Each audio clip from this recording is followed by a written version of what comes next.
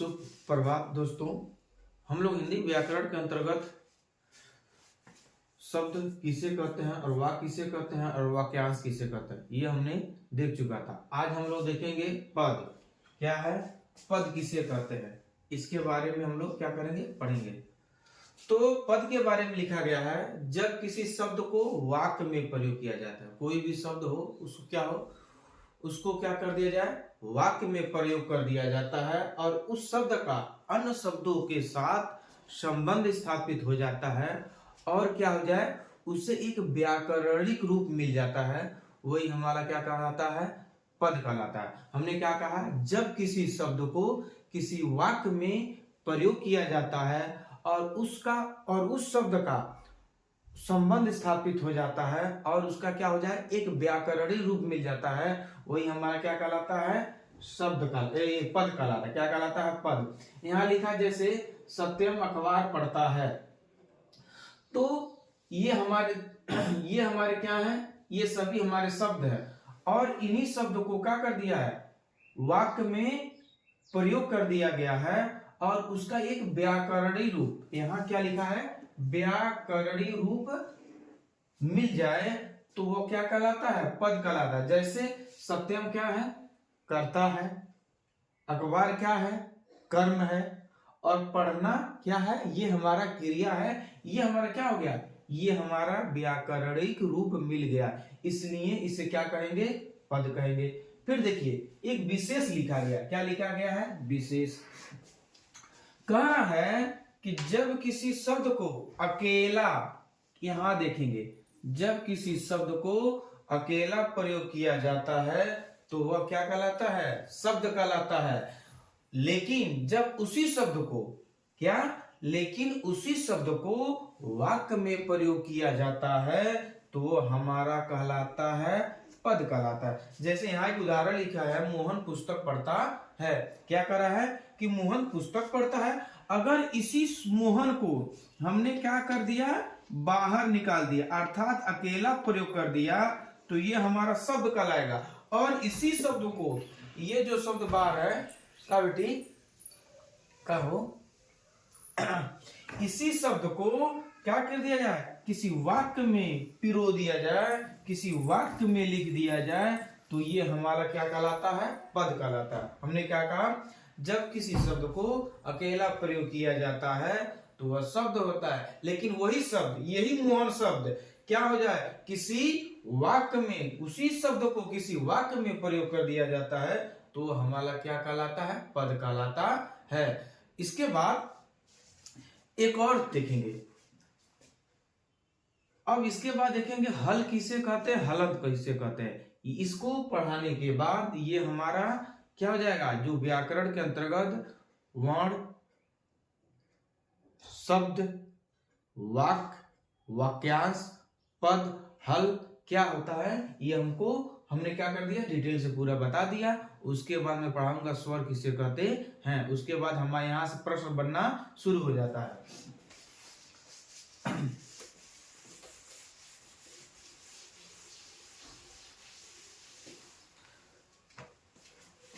हल किसे कहते हैं, हल कहिए या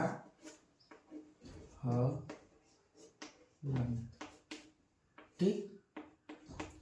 कह रहा है कि प्रत्येक वर्ण, प्रत्येक वर्ण किसी न किसी स्वर के सहयोग से बोला जाता है और उसी स्वर को हमने क्या कहा कि प्रत्येक वर्ण किसी न किसी स्वर के सहयोग से बोला जाता है और इसी वर्ण को क्या कर दिया जाए, स्वर को निकाल दिया जाए तो वर्ण क्या हो जाता है, अधूरा हो जाता है। अधूरा होने, इस अधूरेपन को दर्शाने के लिए एक तिरछी रेखा खींची जाती है और यही क्या कहलाती है, हलंत कहलाती है। आइए देखते हैं, हमने क्या कहा, प्रत्येक वर्ण, क्या प्रत्येक वर्ण, प्रत्येक व्यंजन वर्ण लिखिए, क्या प्रत्येक व्यंजन वर्ण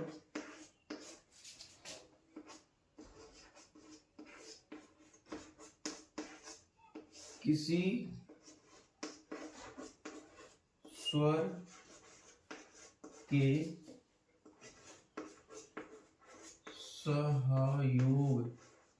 सहयोग से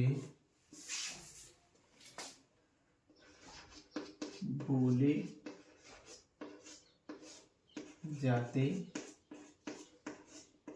हैं। प्रत्येक व्यंजन वर्ण किसी स्वर के सहयोग से बोले जाते हैं। जब व्यंजन से क्या, जब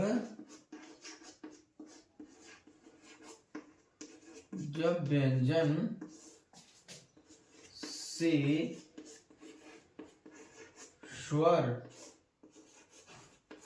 को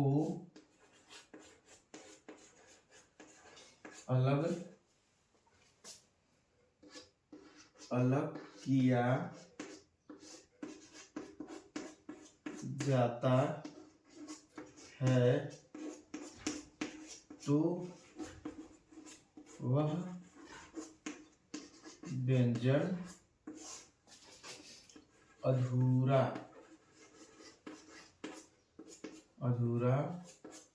हो जाता है। अधूरा हो जाता है। इस अधूरेपन को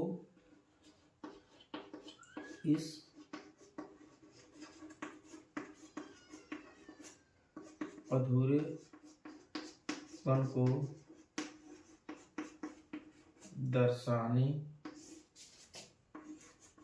के लिए वर्ण के नीचे एक तिरछी रेखा खींची जाती है। इसे ही हल या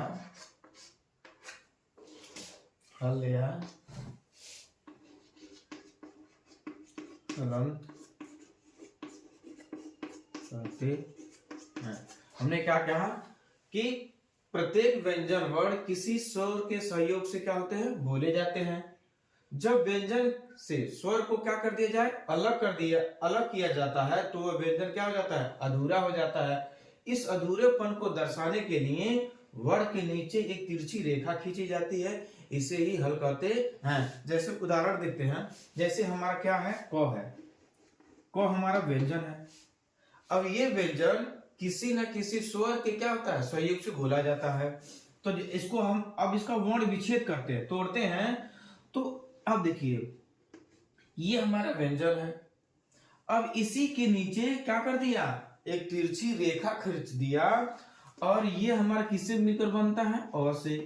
अगर हमको क व्यंजन है, अब इसी व्यंजन के नीचे हमने क्या कर दिया, तिरछी रेखा खींच दिया, यही हमारा क्या कहलाती है, हल कहलाती है। अब हम जानते हैं कि क बनता है अ से और क धन अ से। ये इसमें इसको बोलने के लिए हमें क्या है, प्रत्येक किसी भी व्यंजन को बोलने के लिए स्वर की आवश्यकता एकदम होती है। अर्थात जो स्वतंत्र रूप से बोलते हैं वो स्वर होते हैं, जो दूसरों की सहायता से बोले जाते हैं वे वर्ण जो दूसरों की सहायता से बोले जाते हैं उसे व्यंजन कहते हैं। तो ये हमारा क व्यंजन है। अब इसको बोलने के लिए अ स्वर की जरूरत पड़ती है। फिर हमने लिख दिया, अगर हमने कर दिया की, इसका मतलब हुआ कि ये हमारा हल है। ये हमारा क्या है, हल है, और ये हमारा बड़ी ई है। ठीक, अब इसी से हमारा क्या बनेगा, की बनेगा। तो कहने का मतलब ये हमारा है, हमने क्या कर दिया आपको, हमने बता दिया आपको पद किसे कहते हैं और हल किसे कहते हैं। धन्यवाद।